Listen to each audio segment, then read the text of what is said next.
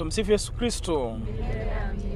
Basi tunapoendelea na safari yetu kama mahujaji wa matumaini, ni vizuri tuendelee kushirikishana na kutiana moyo ili kuweza kufanya hija yetu iwe na maana, lakini pia iweze kuzaa matunda yale ambayo yanakusudiwa, si tu na sisi wenyewe, lakini pia na Mwenyezi Mungu ambaye ametuumba kwa sura na mfano wake, na anatupa nafasi hiyo ya kung'amua umuhimu wa kufanya hija katika maisha yetu ya kiroho.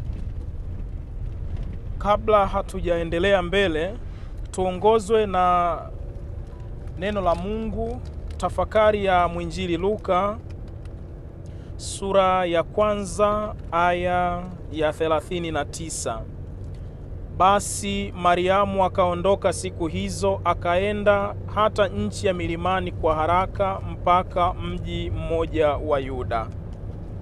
Tunaweza kuendelea. Akaingia nyumbani kwa Zakaria, akamwamkia Elizabeth. Ikawa Elizabeth aliposikia kule kuamkia kwake Mariamu, kitoto kichanga kikaruka ndani ya tumbo lake. Elizabeth akajazwa Roho Mtakatifu, akapaza sauti kwa nguvu akasema, umebarikiwa wewe katika wanawake, naye mzao wa tumbo lako amebarikiwa. Limenitokeaje neno hili hata mama wa Bwana wangu anijilie mimi? Maana sauti ya kuamkia kwako ilipoingia masikioni mwangu, kitoto kichanga kikaruka kwa shangwe ndani ya tumbo langu. Naye heri aliyesadiki, kwa maana yatatimizwa aliyoambiwa na Bwana. Neno la Bwana. Basi ndugu wapendwa, tunapoendelea na safari yetu, yapo maswali kadhaa ambayo tunaweza kujiuliza, na tunapowapatia majibu, basi safari yetu inakuwa na maana. Swali la kwanza ni nini maana ya hija? Hija tunaweza kuipatia maana ama tafsiri kutoka lugha mbalimbali. Lugha ya kwanza ambayo tunaweza kupata maana ya neno hija ni Kilatini, lugha ya kanisa letu. Lakini vile vile lugha ya Kifaransa, hata lugha ya Kiarabu na Kiebrania. Maneno yote ambayo tunaweza kuyatumia huko yana maana moja tu, ya safari ya kiroho kutoka mahali fulani kwenda mahali pengine. Hija ni kitendo ama safari ya imani kuelekea ama kwenda kutembelea sehemu takatifu ambazo zimetengwa maalumu na kanisa kwa ajili ya wale wote wanaokwenda pale kujipatia neema za Mungu, utakaso wa roho zao na rehema kamili. Kumbe ili hija iweze kuwa na maana katika moyo na maisha yetu, ni lazima mtu ajiandae kikamilifu. Ni matumaini yangu kwamba mlijiandaa jana, mlikuwa na mafungo na maungamo na hata adhimisho la Ekaristi Takatifu.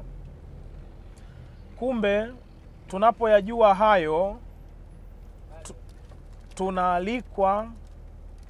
tunaalikwa kujipima na kujihoji ndani ya nafsi zetu kama kweli hicho tunachokifanya ni hija na sio safari nyingine yoyote ya kitalii. Mara nyingi tumezongwa na utandawazi kiasi cha kufikiri kwamba hija ni sehemu ya outing ama mtoko, ili kwenda kujifunza vitu vipya na kuchukua kumbukumbu tutakazo kuja kuzitazama na kuzifurahia baadaye. Kumbe kama ambavyo tunaongozwa na maana ya neno hija, ni safari ya kiroho ambayo kwayo ndani mwake inabeba maendeleo na makuzi ya roho zetu, na uhusiano wetu na Mwenyezi Mungu unaimarika zaidi na zaidi. Tuombe neema ya Mungu ili basi safari hii ya hija izae matunda katika moyo na maisha yetu, na mara baada ya maisha ya hapa duniani tualikwe mbinguni kwenye raha zisizokuwa na mwisho kama watumishi wema na waaminifu.